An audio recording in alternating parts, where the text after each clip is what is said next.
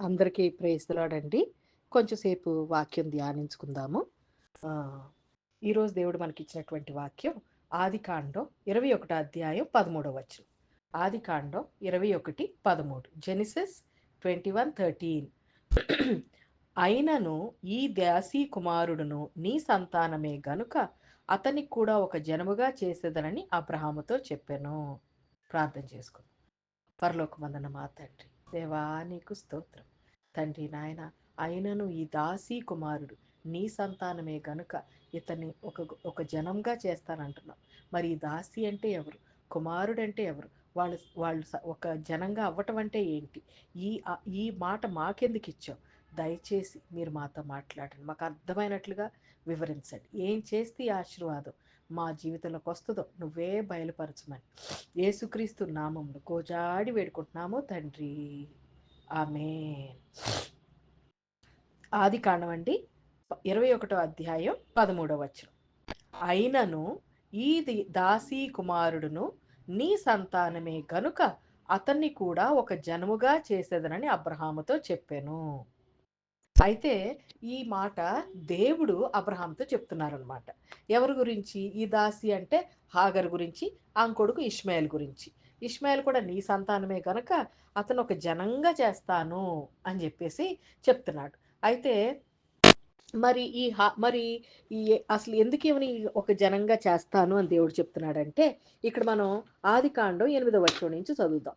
8వ వచనం చదివినట్లయితే, ఆ పిల్లవాడు పెరిగి పాలు విడిచెను. ఇస్సాకు పాలు విడిచిన దినమందు ఆహ్, అబ్రహాము గొప్ప విందు చేశాను.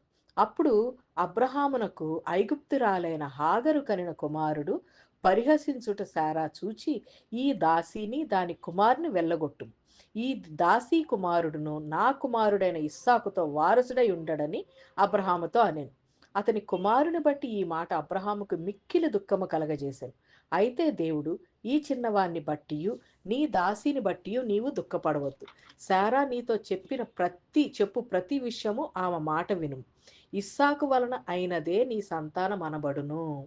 అయినను ఈ దాసీ కుమారుడును నీ సంతానమే గనుక అతన్ని కూడా ఒక జనముగా చేసేదనని అబ్రహాముతో చెప్పారు. ఇక్కడ ఇస్సాకు పుట్టినప్పుడు మనం చూస్తున్న విషయం అండి ఇది. ఇస్సాకు పుట్టినప్పుడు ఏమైంది? ఇస్సాకు పాలు విడిచిపెట్టినప్పుడు ఆ రోజుల్లో మనం ఇప్పుడు బారసాలని, పురుటు పోయటం ఇట్లాంటివి చేస్తాం కదా! ఆ రోజుల్లో పెద్ద ఫంక్షన్ చేశారనమాట అబ్రహాం. ఆ పెద్ద ఫంక్షన్ చేసినప్పుడు ఏం చేశారంటే ఇస్సాకేమో చిన్న పిల్లోడు. హాగర్ కొడుకేమో ఆల్రెడీ ఇప్పుడు 13 ఇయర్సో, 12, 14 ఇయర్సో ఎంతో ఉండుంటాడు. 13 ఇయర్స్ ఉంటాయి. ఆ పిల్లోడు ఏం చేస్తాడంటే హాగర్‌కు ఇష్మాయేలు ఇస్సాకుని ఆట పట్టిస్తున్నాడనమాట. పరిహాసం చేస్తున్నాడు. అతన్ని టీజ్ చేస్తున్నాడనమాట. చేసినప్పుడు ఇది చూసి శారాకు బాగా కోపమొచ్చింది. కోపమొచ్చి ఈ హాగర్‌ని ఆళ్ళ అబ్బాయిని పంపించే, ఈ అబ్బాయి నా కొడుకుతో పాటు సమానంగా ఉండటానికి వీలే లేదు అంది. అంటే అబ్రహాంకి బాధేసింది. అయ్యో! శారా కంటే అతను నా కొడుకు కాదు, హాగరు కొడుకు. కానీ అబ్రహాంకి ఇద్దరు తన పిల్లలే గదా! తనకి బాధేసింది అబ్రహాంకి. బాధేసి అయ్యో! ఈ ఈ బిడ్డ బట్టి ఇట్లా పంపించేయమన్నది ఎలా దుఃఖపడతా ఉంటే దేవుడు అంటాడు అప్పుడు, ఇస్సాకు వలన అయ్యిందే నీ సంతానం అనబడతది. నీ భార్య మాట విను. ఆ అబ్బాయిని హాగర్‌ని తనని పంపించేసేయి అని జెప్తాడనమాట. అయితే అతని వల్ల పుట్టిందే. ఇస్సాకు వలన అయినదే నీ సంతానం. అయినను ఈ పిల్లోడు కూడా నీ సంతానం. ఈ దాసీ కుమారుడు కూడా నీకే పుట్టాడు గనక ఇతన్ని కూడా నేను వదిలిపెట్టను. ఒక జనంగా చేస్తాను. ఆ రోజుల్లో మనుషులు జనంగా, గొప్ప జనంగా అవ్వటం అనేది ఒక ఆశీర్వాదం అనమాట. అయితే మరి ఈ మాట ఈరోజు మీకు నాకు దేవుడు చెప్తున్నాడు. ఎందుకని చెప్తున్నాడు మీకు నాకు దేవుడు? మరి హాగర్ అంటే ఎవరు మన జీవితంలో? మరి ఈ సంతానం అంటే ఎవరు? మనం చూసుకున్నట్లయితే గలతీ మనం 4 అధ్యాయం తీద్దాం. గలతీ 4 అధ్యాయంలో తీస్తే 21 వచనం నుంచి. ధర్మశాస్త్రమునకు లోబడి ఉండగోరు వారలారా, మీరు ధర్మశాస్త్రము వినుట లేదా? నాతో చెప్పుడి. దాసి వలన ఒకడును, స్వతంత్రురాలు వలన ఒకడును, ఇద్దరు కుమారులు అబ్రహాముకు కలిగినని రాయబడి రాయబడినది గదా! అయినను దాసి వలన పుట్టినవాడు శరీర ప్రకారం పుట్టెను. స్వతంత్రురాలి వలన పుట్టినవాడు వాగ్దానమును బట్టి పుట్టెను. ఈ సంగతులు అలంకార రూపముగా చెప్పబడి ఉన్నవి. ఈ స్త్రీలు 2 నిబంధనలై ఉన్నారు. వాటిలో ఒకటి సీనాయి కొండ సంబంధమైన దాస్యముతో నుండుటకు పిల్లను కనెను. అది హాగర్. ఈ హాగర్ అనున్నది అరేబియా దేశంలో ఉన్న సియోను కొండయే. ప్రస్తుతమందున్న యెరూషలేము దాని పిల్లలతో కూడా దాసత్వమునుందని గనుక ఈ నిబంధన దానికి దీటై ఉన్నది. అయితే ఇక్కడ మనం చూసినట్లయితే 23వ వచనం. అయినను దాసి వలన పుట్టినవారు శరీర ప్రకారం పుట్టెను. అంటే శరీర ప్రకారం మనకు సొంత వాళ్ళు అనమాట. మన బంధువులు కానీ, మన అన్నతమ్ములు కానీ, అక్క చెల్లెలు కానీ, భర్త వలన కానీ, లేకపోతే మన సొంత వాళ్ళు ఎవరైనా సరే ధర్మశాస్త్రం ప్రకారంగా పుట్టిన అంటే అంతటి ధర్మశాస్త్రాన్నే ఫాలో అయ్యేవాళ్ళు, ఖచ్చితంగా దాన్నే లోబడాలి అనుకునేవాళ్ళు. అంటే మనం పూర్వకంగా ఎవరైతే క్రైస్తత్వాల్లో జీవిస్తూ ఉంటారో వాళ్ళు హాగర్ పిల్లలు అనమాట. అయితే చాలామంది ఇప్పుడు మనమంటే వాగ్దాన పుత్రులు. మనకేంటి వాగ్దానం? మనం మన వాగ్దానం అంటే నేను ఇది నా నిబంధన వాళ్ళతో చేస్తున్నాను. ఏమంటాడు దేవుడు? నా నిబంధన, నా ఆజ్ఞలను వాళ్ళ హృదయం మీద రాస్తాను అంటాడు. మరి ఆజ్ఞలను హృదయం మీద ఎవరు రాస్తారు? పరిశుద్ధాత్ముడు. ఎవరైతే పరిశుద్ధాత్మను మనం అందరం పరిశుద్ధాత్మను పొందుకుని పరిశుద్ధాత్మానుసారంగా మనం జీవిస్తూ భాషలు మాట్లాడుతూ ఇలా పరిశుద్ధాత్మానుసారంగా నడిచే వాళ్ళందరూ కూడా ఇస్సాక్ అనమాట. అంటే వాగ్దాన పుత్రులు మనందరం. అయితే మరి మన కుటుంబాల్లోనే ఈ పరిశుద్ధాత్మ నమ్మకుండా, తర్వాత భాషలు నమ్మకుండా, పరిశుద్ధాత్మ త్రోసిపుచ్చేసి, తర్వాత దర్శనాలు, కళలు వీటిలన్నిటిని త్రోసిపుచ్చేసేవాళ్ళు క్రైస్తవులే, మన కుటుంబీకులే. కానీ ఆచార పరంగా క్రైస్తత్వాన్ని ఫాలో అయ్యేవాళ్ళనమాట. వాళ్ళు మన జీవితంలో ఉంటారు. మనకు వాళ్ళ బట్టి దుఃఖంగా ఉంటుంది. అయ్యో! వీళ్ళ సంగతేంటి? మా అన్నయ్య గదా! మా అక్క కదా! నా భర్త కదా! మా అత్తమామలు కదా! మరి వీళ్ళేంటి? ఈళ్ళిట్లా మరి నాశనంలోకి వెళ్ళిపోవటమేనా? వీళ్ళేం పరిశుద్ధాత్మను పొందుకోలేదు. దేవుడైతేనేమో పరిశుద్ధాత్మ మీకు సంచకరువుగా ఇస్తున్నాను. అంటే అడ్వాన్స్‌గా మీరు పరలోకానికి వెళ్తారని అడ్వాన్స్‌గా చెప్పడానికి ఇస్తున్నాను అని దేవుడు అంటున్నాడు. వీళ్ళు చూస్తే పరిశుద్ధాత్మ పొందుకోవట్లేదు. మరి వీళ్ళందరూ నరకానికి వెళ్ళిపోతారా? అని మనలో ఎవరైనా ఇలా దుఃఖపడుతున్నారేమో వాళ్ళ కుటుంబీకుల గురించి. శరీరానుసారంగా పుట్టిన వాళ్ళ గురించి. అందుకని మనకి దేవుడు ఈ వాగ్దానం ఇస్తున్నాడనమాట. అయినను ఈ దాసి వలన పుట్టినవాడు నీ సంతానమే గనుక. అంటే వీళ్ళందరి గురించి మనం ప్రార్థన చేస్తున్నాం కదా! వీళ్ళందరి గురించి దేవా వాళ్ళకి రక్షణివ్వు, రక్షణివ్వు, రక్షణివ్వు అని మనం ప్రార్థన చేస్తున్నాం. మనం ప్రార్థన చేసి చెయ్యబట్టి వాళ్ళు ఏమంటున్నాడంటే దేవుడు వాళ్ళు కూడా మన సంతానం కిందే.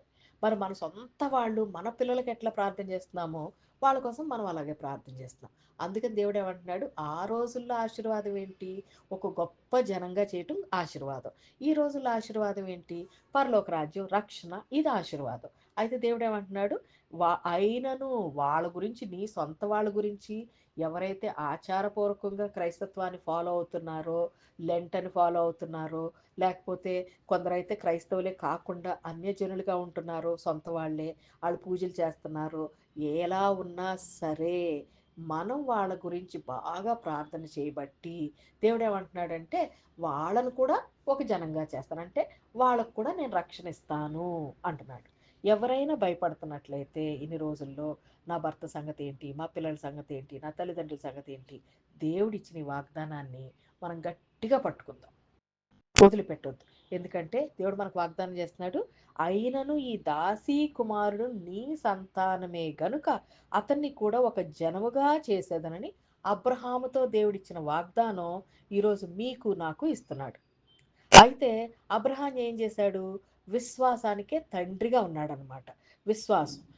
అలా మనం కూడా ఈరోజు విశ్వాసంతో ఈ మాటను పట్టుకున్నట్లయితే, అబ్రహాం ఎలాంటి విశ్వాసంతో పట్టుకున్నాడంటండి, అతనికి తెలుసు అతని శరీరం ఇది అంటే ఇంకా అసలు అంటే మృతతుల్యమైన శరీరం అని అతను గ్రహించాడు.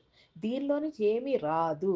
కానీ అయినా దేవుడి మీద విశ్వాసం ఉంచాడు గనక ఆ మృతతుల్యమైన శరీరంలో నుంచి దేవుడు అతనికి సంతానాన్ని ఇచ్చాడు. అలా మనము అలా గనక విశ్వాసంతో వీళ్ళైతే అస్సలు దేవుళ్ళో లేరు, వీళ్ళు చాలా ఆచారపూర్వకమైన భక్తిలో ఉన్నారు, చెప్పినా వినట్లేదు, వీళ్ళు మృతులుగా ఉన్నారు అని ఎవరి గురించి అయితే మనం బాధపడుతున్నామో వాళ్ళ మృతతుల్యమైన వాళ్ళ శరీరంలోకి మన విశ్వాసం ద్వారా వాళ్ళని ఏం చేస్తాడు?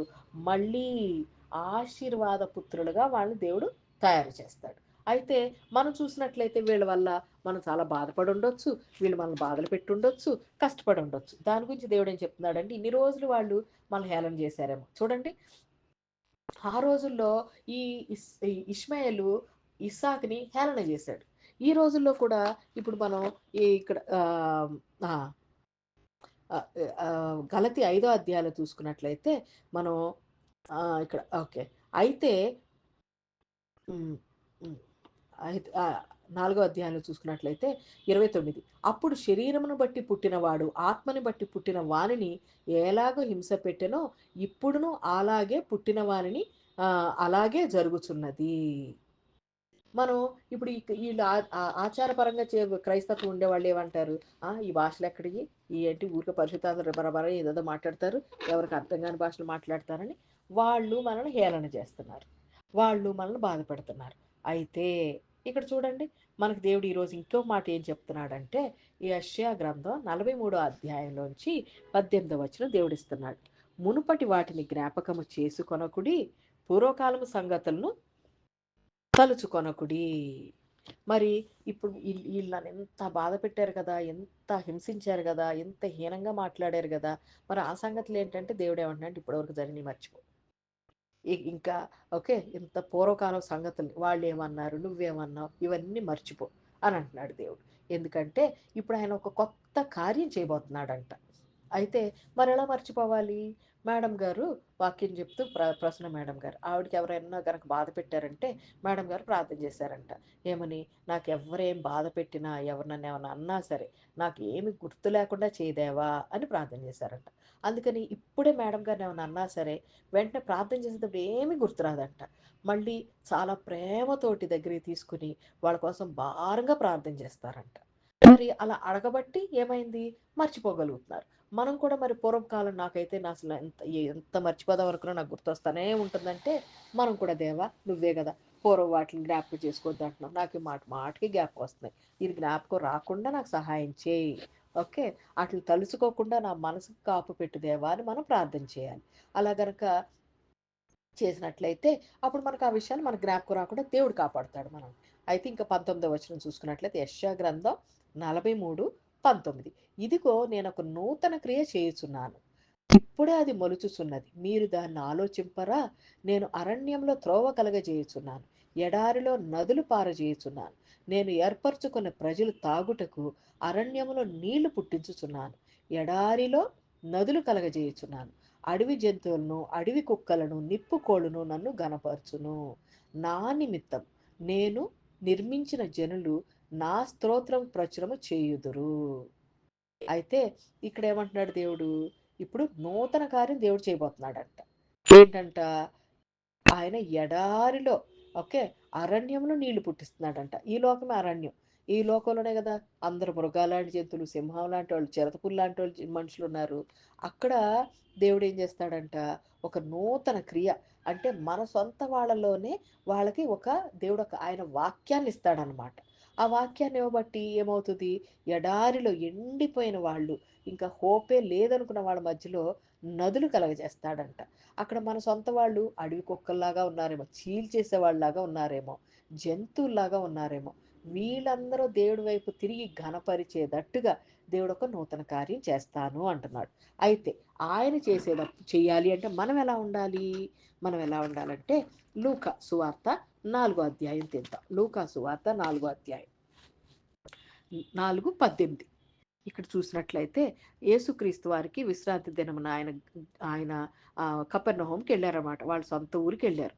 వెళ్ళిన వెళ్ళినప్పుడు నజరేత్కి వెళ్ళారు. అక్కడ వెళ్ళినప్పుడు ఏమైందంటే ఆ రోజు సమాధి మందిరంలోకి వెళ్ళారు. వెళ్తే అక్కడ ఆయనకి యెషయా గ్రంథం ఇవ్వబడింది చదవటానికి. అప్పుడు యేసుక్రీస్తు వారు ఇలా చదువుతున్నారు, ఏమనంటే, ప్రభు ఆత్మ నా మీద ఉన్నది, బీదలకు సువార్త ప్రకటించుటకై ఆయన నన్ను అభిషేకించెను, చెరలోనున్న వారిని విడుదలను, గుడ్డివారికి చూపును కలుగునని ప్రకటించుటకును, నలిగిన వారిని విడిపించుటకును, ప్రభు హితవత్సరం ప్రకటించుటకును ఆయన నన్ను పంపి ఉన్నాడు అని అంటున్నాడు. అయితే ఇప్పుడు మనల్ని ఎందుకు పంపుతున్నాడు దేవుడు?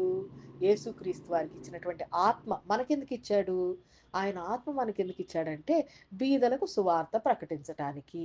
మరి దేవుడు మన సొంత వాళ్ళ జీవితంలో గొప్ప కార్యం చేసి, ఒక నూతన కార్యం చేసి, వాళ్ళని ఒక జనంగా చేయాలంటే ఆ ఆ ఆ టైంలో మనం చేయాల్సిన పని ఏంటంటే బీదలకు సువార్త ప్రకటించాలి. బీదలంటే ఎవరండి?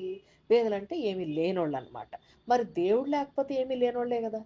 మరి ఈ లోకంలో ఎంత ధనవంతులైనా వాళ్ళకో పరిస్థితి వచ్చింది. ధైర్యం చెప్పేవాళ్ళు లేరు.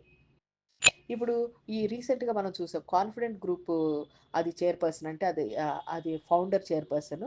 ఆళ్ళు చాలా ప్రాజెక్ట్స్ వాళ్ళు చేస్తా ఉన్నారు. ఈ మధ్య కాలంలో ఇన్‌కమ్ టాక్స్ రైడ్ అయిందంట బెంగుళూరులో. ఆయన ఇంట్లో ఆయన షూట్ చేసుకొని చనిపోయాడు. అంత ధనవంతుడే. అన్ని ప్రాజెక్ట్స్ చేశాడు కదా! అన్ని కొత్తగా నిర్మించాడు, స్థాపించాడు. ఇయన్నీ చేసిన ఆయన, మరి ఎంత టెన్షన్ పడిపోయి ఆయన ఒక్క ఇన్‌కమ్ టాక్స్ రైడ్‌లోనే ఆయన ఆత్మహత్య చేసుకొని చనిపోయాడు కదా! మరి ఆయన బీదోడే గదా! మరి ఇలా ఎంతమంది మరణ ఛాయల్లో ఉన్నారో, దేవుడు లేక చనిపోదామా అనిపించేవాళ్ళు ఎంతమందున్నారో, వాళ్ళందరికీ మనం ఏం చేయాలి? సువార్త ప్రకటించాలి. మనం అనుకుంటాం మనకు చూసే వాళ్ళకే ఓకే. ఒక అమ్మాయి అంటుందనమాట నా దగ్గరికి. ఒక ఒక లేడీ వచ్చింది. ఆ లేడీ అంటుందనమాట తన భర్త చనిపోయాడు. పిల్లలిద్దరు చిన్న పిల్లలు. అమ్మాయికి 23 ఏళ్ళే. భర్త చనిపోయి ఇప్పుడు 6 మంత్స్, 1 ఇయర్ అవుతుంది. ఒక పాపకేమో 2 ఏళ్ళు, బాబుకేమో 3 ఏళ్ళనమాట. పెళ్ళయింది వెంటనే ఇద్దరు పిల్లలు పుట్టారంట. పాపకి సంవత్సరం అప్పుడు ఆళ్ళ హస్బెండ్ చనిపోయాడు. ఆమంటుంది, "డాక్టర్ నాకిప్పుడు ఏం చేయాలో తెలియట్లేదు. ఇద్దరు పిల్లలు ఈళ్ళని పెట్టుకుని నేనేమి ఎక్కువ చదువుకోలేదు. నైన్త్ క్లాసే చదువుకున్నాను. ఎక్కడికి ఏం చేయాలో చచ్చిపోదామా అనిపిస్తుంది. చచ్చిపోతే ఈ పిల్లల సంగతి ఏంటి? ఏమైపోతారు? వాళ్ళ అత్తగారు ఇంట్లో ఉంటే ఆళ్ళ అత్తగారు రోజు ఏదో ఒకటని తిడతానే ఉంటుందంట. రోజు తిట్టుద్దంట ఆళ్ళ అత్తగారు. పోనీ ఆళ్ళ అమ్మోళ్ళ ఇంటికెళ్దామంటే అమ్మా, నాన్న ఎవ్వరు లేరు. వాళ్ళ అన్నయ్య ఉన్నాడు. కానీ అన్నయ్యకే ఒక చిన్న ఉద్యోగం. అన్నయ్య తనని, తన పిల్లలని కూడా ఆయన సాకలేడనమాట. వాళ్ళ పిల్లలకి ఫీజులు అయన్నీ కట్టే అంత స్తోమత ఆయనకి లేదు. అక్కడికెళ్తే అత్తగారు నేను డబ్బులివ్వను అంటుందంట. ఇప్పుడు ఇక్కడుండాలి. ఇక్కడుంటే రోజు ఏదోటి అనటం, తిట్టటం, బాధలు పెడుతుంది. చచ్చిపోవాలనిపిస్తుంది డాక్టర్ అంది. పాపం ఎంత బీదరికం కదా! మరి అలాంటి వాళ్ళకి మనం ఏం చేయాలి? సువార్త ప్రకటించాలి. అమ్మ నువ్వు డోంట్ వరీ నీకోసం నేను ప్రార్థన చేస్తాను. ఓకే. దేవుడు నీకు తప్పకుండా ఏదో కార్యం చేస్తాడు. నువ్వు బాగా నువ్వు కూడా ప్రార్థన చెయి. నేను కూడా చేస్తాను అని వాళ్ళ కోసం ప్రార్థన చేసి, ధైర్యం చెప్పి ఏం చెప్పాలి? హితవత్సరము ప్రకటించుడు. దేవుడు నీకు ఖచ్చితంగా మంచి చేస్తాడు. ఈ సంవత్సరం నీకు ఖచ్చితంగా మంచి అవుతుంది. మంచి సంవత్సరం నీకొస్తుంది. దేవుడు మంచి రోజులు ఇస్తాడు నీకు అని చెప్పి ప్రకటించే వాళ్ళంగా ఉండాలి మనం. ఇంకా ఇంకేం చేయాలంట? చెరలో ఉన్న వారికి విడుదల. చెర కొందరికి బాగా ఆళ్ళ కుటుంబాల్లోనే పాపం అప్పుల సమస్యలుని ఇంట్లో ఒక్కళ్ళ మీద భారం పడిపోతది. వాళ్ళు ఎవరికీ చెప్పుకోలేరు, ఆగలేరు. ఇట్లా పాపం బాగా ఒక అమ్మాయయితే నాకు తెలిసిన ఒక ఆమ ఆహ్, ఆహ్, వాళ్ళమ్మ ఫస్ట్ నుంచి ఎందుకనో కొంచెం అంటే ఆమె డిఫరెంట్ అనమాట వాళ్ళ మదర్. డిఫరెంట్ అయ్యేసరికి చిన్నప్పటి నుంచి హ్మ్. ఎప్పుడు ఈ అమ్మాయి అంటే నచ్చేది కాదంట వాళ్ళ అమ్మకి. వాళ్ళ అన్నయ్య అంటేనే ఇష్టం అంట. ఈ అమ్మాయిని చిన్నప్పటి నుంచే తక్కువగా చూడటం అలా చేసింది. ఈ అమ్మాయి పుట్టినా సరే ఈ అమ్మాయి పెద్ద అయిపోయింది ఇప్పుడు. నాతో పాటు డాక్టరు. ఆ అమ్మాయి యూకేలో ఉంది. తనకి ఒక డాక్టర్ చదివే కొడుకున్నాడు. ఇప్పుడు వరకు కూడా తన ప్రతి విషయంలోనూ మా అమ్మేమంటదో, మా అమ్మేమంటదో అని చెప్పేసి ప్రతి దానిలోనూ మా అమ్మేమంటదో నెగెటివ్ కామెంట్ చేస్తేమో అని ఆళ్ళ అమ్మ భయంతోటే బ్రతుకుతుంది. ఇట్లా అతను ఒక సీనియర్ డాక్టర్ అయ్యి, పిల్లకి ఒక కొడుకు అన్నీ సెటిల్ అయినా సరే, ఏదైనా సరే మా అమ్మ ఏదో ఒక నెగెటివ్ కామెంట్ ఇస్తది. మళ్ళీ మా అమ్మ ఏమంటదో, మా అమ్మ ఏమంటదో. పెద్ద చెర గదా! ప్రతి దాన్ని తెలియకుండానే వాళ్ళ అమ్మని సాటిస్ఫై చేయడానికి ఈ అమ్మాయి జీవిస్తుంది. తన సొంత హ్యాపీనెస్ కోసం కాదు. ప్రతి దానికి అమ్మో! ఇప్పుడు దీనికి మా అమ్మేమంటదో, మా అమ్మేమంటదో. ఇలా ఎంతోమంది ఆళ్ళ ఆలోచనలు ఇంకొకళ్ళ మీద ఆధారపడి ఉంటాయి. ఆళ్ళ చెరలో ఉంటారనమాట వాళ్ళు. మరి అదొక చెర. ఇంకా గుడ్డివారికి చూపు. నిజంగా ఈ పరిశుద్ధాత్మ మనందరిని చూస్తే మన కుటుంబీకులకు కూడా మనం సంతోషంగా ఉంటున్నాం. మనకు ఒక ప్రాబ్లమ్ వస్తే ప్రాబ్లమ్ సెటిల్ అయిపోతుంది. ఈజీగా మన లైఫ్ జరిగిపోతుంది. ఇది చూసినప్పుడైనా వాళ్ళకి వీళ్ళింత ప్రార్థన చేస్తున్నారు. వీళ్ళు పరిశుద్ధాత్మ భాషలు మాట్లాడుతున్నారు. అందుకని వీళ్ళ జీవితంలో బాగవుతుంది అని వాళ్ళకి అసలు కళ్ళే తెరుచుకోవట్లేదు వాళ్ళకి. అది ఆళ్ళకి అర్థం కావట్లేదు. వాళ్ళ మనోనేత్రాలు తెరవబడలేదు. దేవుడిలో ఉన్న నిరీక్షణ బట్టి. అందుకని వాళ్ళేమైపోతున్నారు? మరణించే స్థితికెళ్ళిపోతున్నారనమాట. అంటే ప్రతి దానిలో దుఃఖం, బాధ వెళ్ళిపోతున్నారు. ఇప్పుడు మనం హాగర్‌ని చూసుకున్నట్లయితే, ఇప్పుడు ఈయన అబ్రహాం గారు హాగర్‌ని ఇష్మాయిల్ పంపించేశారు. పంపించేస్తే రెండో రోజు ఇంకా చదువుతాం. ఆదికాండం 21వ అధ్యాయం. 14వ వచనం. కాబట్టి తెల్లవారినప్పుడు అబ్రహాము లేచి ఆ ఆహారమును నీళ్ల తిత్తిని తీసుకుని ఆ పిల్లవానితో కూడా హాగరుకు అప్పగించి ఆమె భుజం మీద వాటిని పెట్టి ఆమెను పంపివేశాను. ఆమె వెళ్ళి బెరియషెబ అరణ్యములో అటు ఇటు తిరుగుచుండెను. ఆ తిత్తులోని నీళ్లు అయిపోయిన తరువాత ఆమె ఒక పొద కింద ఆ చిన్నవాన్ని పడవేసి, ఈ పిల్లవాని చావు నేను చూడలేను అనుకుని వింటి వేత దూరము వెళ్ళి అతనికి ఎదురుగా కూర్చుండెను. ఆమె ఎదురుగా కూర్చుండి ఎలుగెత్తి ఏడ్చెను. దేవుడు ఆ చిన్నవాని మొరను వినెను. అప్పుడు దేవుని దూత ఆకాశం నుండి హాగర్ని పిలిచి, హాగరు, నీకేమి వచ్చినది? భయపడకుము. ఈ చిన్నవాడున్న చోట దేవుడు వాని స్వరము విని ఉన్నాడు. నీవు లేచి ఈ చిన్నవాని లేవనెత్తి నీ చేత పట్టుకొను, వాని గొప్ప జనముగా చేసేందున ఆమెతో అనెను. మరియు దేవుడు ఆమె కన్నులు తెరిచినందున ఆమె నీళ్ల ఊట చూచి వెళ్ళి ఆ తిత్తిని నీళ్లతో నింపి చిన్నవానికి తాగనిచ్చెను. దేవుడు ఆ చిన్నవానికి తోడై ఉండెను. అతడు పెరిగి పెద్దవాడై ఆ అరణ్యములో కాపురముండి విలుకాడాయెను. చూడండి, ఆగర్ ఏం చేసింది? తెల్లారి లేసి అబ్రహాము ఆగర్ని ఇష్మాయిల్ని పంపించేశాడు, నీళ్లు అన్నం ఇచ్చి. ఆ నీళ్ల తిత్తిలో నీళ్ళు అయిపోయి అయిపోతే ఆ అరణ్యంలో అటు ఇటు తిరుగుతుంది. అరణ్యంలో నీళ్ళు అయిపోతే నీళ్ళు లేవు. అందుకని ఆ పిల్లోడిని ఒకసారి పడేసి, అమ్మో ఈ పిల్లోడు ఇప్పుడు ఏడు చచ్చిపోతాడు, ఈ ఏడవటం నేను చూడలేనని చెప్పేసి దూరంగా వెళ్ళి కూర్చుంది. కూర్చుని ఏడుస్తా ఉంది, గట్టిగా ఏడ్చిందంట, ఎలుగెత్తి ఏడ్చిందంట. అయితే దేవుడు ఆ చిన్నవాడు ఏడుపుని వినేమన్నాడంటే, దేవుడు ఆ అమ్మాయితో మాట్లాడుతున్నాడు అనమాట. ఓకే, నీవు లేచి ఈ ఓకే అప్పుడు దేవుని దూత ఆకాశం నుండి హాగర్ని పిలిచి, దేవుడి దూత అంటే దేవుడే. ఓకే, హాగరు, నీకేమి వచ్చినది? నీకేమైంది? నువ్వెందుకు భయపడుతున్నావు? నేను చూసే దేవుడు నేను లేనా అని అంటున్నాడు దేవుడు.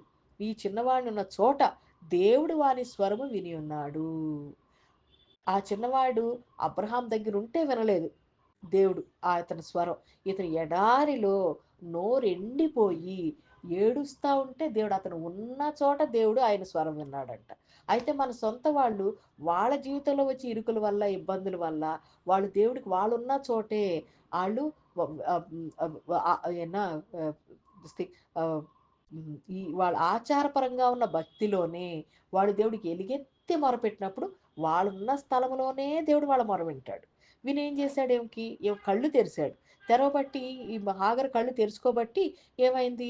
ఆమె చూస్తే అక్కడ ఒక నీళ్ళ బుడ్డి కనిపించింది. ఆ నీళ్ళ ఆ తిత్తిలో నీళ్ళు నింపుకుందనమాట. మరి అప్పుడు దాకా అక్కడే కూర్చుంది కదా, అప్పుడు ఆమెకి ఎందుకు కనిపించలేదు ఈ నీళ్ళ ఊట? దేవుడు కళ్ళు తెరిస్తేనే ఆమె కళ్ళు తెరుచుకున్నాయన్నమాట. అయితే ఈరోజు మన గుడ్డి వాళ్ళకి మనోనేత్రాలు తెరిసే, గుడ్డి వాళ్ళకి కన్ను తెరిసేలాగా చేసే వాళ్ళంగా ఉండాలి మనం. మరి ఎట్లా? ఈ ప్రక్రియ ఎలా? ఆత్మతో, ఆత్మానుసారంగా మనం నడిచినట్లయితే దేవుడు ఎవరికి ఏ రోజు ఎలా ప్రార్థన చేయమంటే ఆ రోజు మనం ప్రార్థన చేస్తూ, ఎవరికి ఏ రోజు ఏ మాటలు చెప్పమంటే ఆ రోజులు చెప్తా ఉంటే అప్పుడు ఏమవుతుంది? గుడ్డి వారికి చూపు ప్రకటిస్తాం మనం. ఇది రైటు, ఇది రాంగు అని. పోనీ వాళ్ళకి, మన సొంత వాళ్ళకి మనం చెప్పలేకపోయినా వేరే వాళ్ళ వల్ల వాళ్ళు తెలుసుకుంటారు. మనం చేసుకుంటా వెళ్ళిపోతే మన సొంత వాళ్ళకి ఇంకొకరు ఎవరైనా పరిచయం చేస్తారేమో, వాళ్ళని లేపుతాడు దేవుడు. ఈ ఎగ్జాంపుల్ దేవుడు మా అమ్మతోటి రోజు నన్ను 2 తెలుగు పాటలు పాడి ప్రార్థన చేయమన్నారు. నాకు రోజు అంటే తనతో కూర్చుని పాటలు పాడేంత టైం ఉండదన్నమాట. మార్నింగ్ నేను చేసి క్లీనిక్ చేసుకుని ఇవన్నీ ఒక రోజు 2 రోజులు చేశాను. తర్వాత మళ్ళీ నేను ఖాళీగా ఉన్నప్పుడు మా అమ్మేలు పడుకుని ఉంటుంది. అప్పుడు మళ్ళీ ఆమె లేపి పాడలేను. ఆమె ఆమె మెలకువగా ఉన్నప్పుడు నేనేదో పనిలో ఉంటాను. అట్లా కుదరట్లేదు. కుదరకపోయేసరికి, దేవా ఇది కుదరట్లేదు దేవా అని కూడా నేను ప్రార్థన చేయాలనుకుంటున్నాను అంతే. అంతలోకి మా అమ్మ వాళ్ళ చెల్లి, మా పిన్ని, మా బాబాయ్ అనమాట. రోజు ఆమెకు సాయంకాలం కాల్ చేసి ఎట్లా ఉన్నావు ఏంటని మాట్లాడతారు మా అమ్మతోటి. అయితే వాళ్ళు ఏం చేశారంటే, మా పిన్ని మాట్లాడేది. ఇప్పుడు మా బాబాయ్ కూడా కలిసి, సరే సువర్ణ నువ్వు పాటల పుస్తకం తీ, ఇది ఈ పాట తీ, ఈ పాట తీ అని చెప్పేసి 2 పాటలు తీసి వాళ్ళు అటువైపు నుంచి పాడతారు ఫోన్లో, మా అమ్మ ఇటువైపు నుంచి పాడుతుంది. 2 పాటలు పాడాక వాళ్ళు ప్రార్థన చేసి ముగిచ్చేస్తున్నాను అనమాట రోజు. ఇట్లా నేను చేయాల్సింది. కానీ నా వల్ల కావట్లేదు. అందుకని దేవుడు వాళ్ళని లేపాడు. వాళ్ళ ఆమె కోసం ఆమెకు రోజు పాటలు పాడి ప్రార్థన చేస్తున్నారు.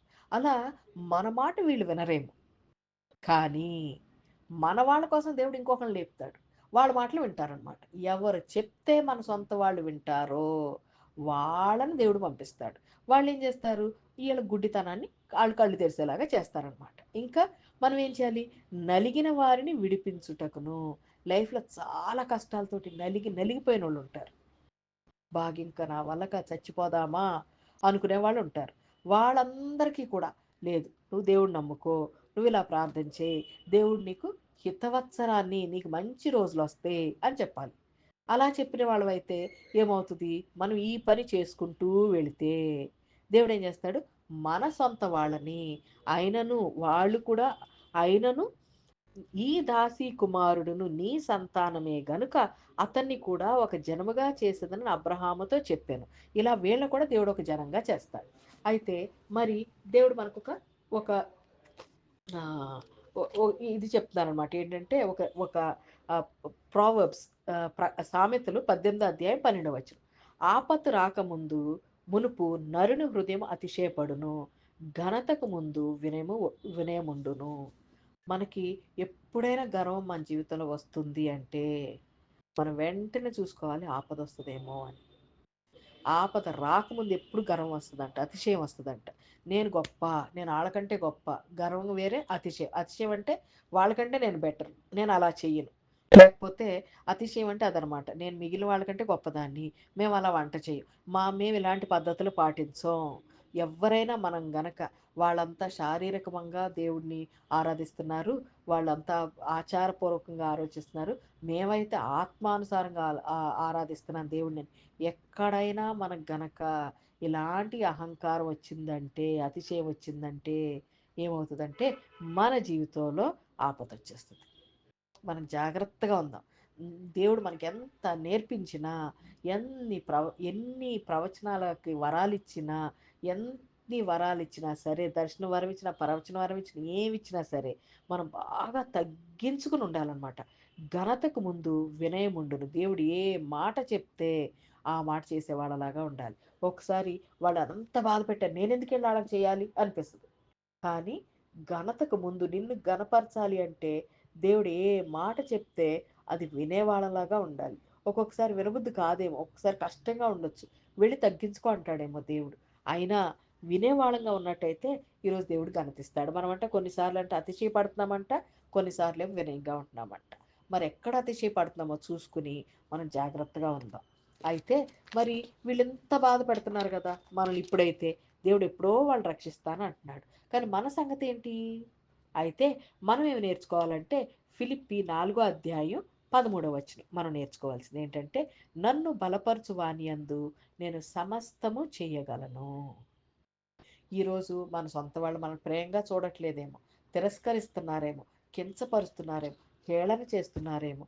ఏం చేసినా సరే, దేవా వీళ్ళని హీనంగా చూస్తున్నారయ్యా, నన్ను కించపరుస్తున్నారయ్యా అని దేవుడి దగ్గరికి వెళ్ళామనుకోండి, దేవుడు ఏదో ఒక ఆలోచన ఇస్తాడు. ఆలోచన ఇచ్చినప్పుడు మనం మనం ఇంకా బలంగా దాన్ని తట్టుకోగలుగుతాం. నా జీవితంలో ఈ మధ్యకాలంలో ఒక ఇన్సిడెన్స్ అయిందనమాట.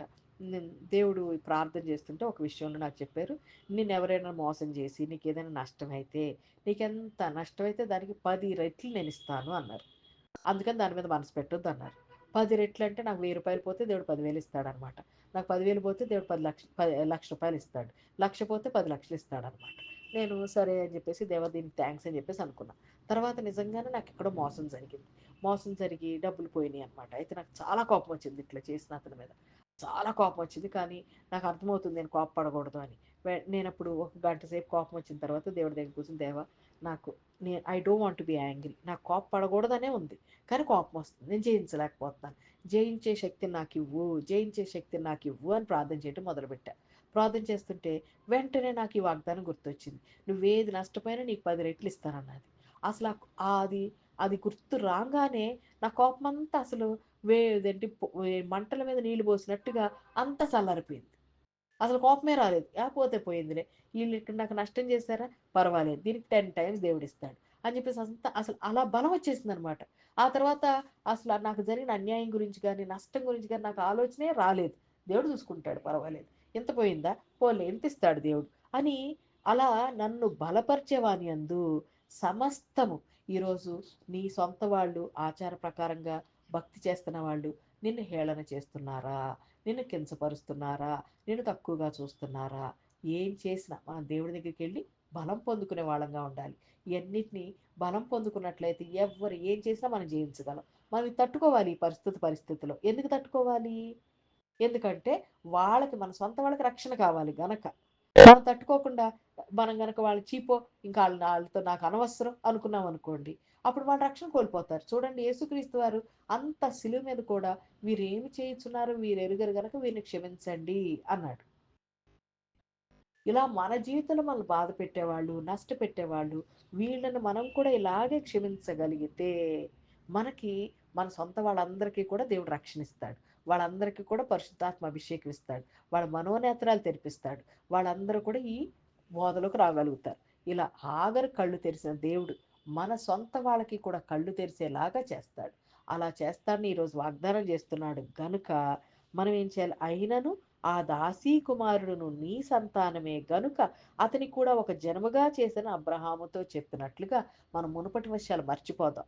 ఇక నుంచి ఇంకా అంతకుముందు ఏం జరిగిన మర్చిపోతాం. మనం ఆత్మదేవుడు మనకి ఇచ్చాడు గనక బీదలకు సువార్త ప్రకటించడంలోను, తర్వాత చెరలో ఉన్న వారిని విడిపించటం, గుడ్డి వారి కనులు చూపును ప్రకటించటము, నలిగిన వారిని విడిపించటం, ఈ పనిలో మనం బిజీగా ఉండి ఎక్కడ అతిశయం రాకుండా ఎప్పుడు మనం వినయంతో ఉన్నట్లయితే ఇంకా వింటూ ఇంకేం చేయాలి? ప్రతిరోజు దేవుడి దగ్గర బలం పొందుకోవాలి సమస్తము చేయటానికి. ఇలా మనం దేవుడి దగ్గర ఉన్నట్లయితే మన సొంత వాళ్ళను కూడా ఆయన ఆత్మనిచ్చి వాళ్ళు ఒక గొప్ప జనంగా దేవుడు చేస్తాడు. దేవుడి వాక్యాన్ని దీవించును గాక.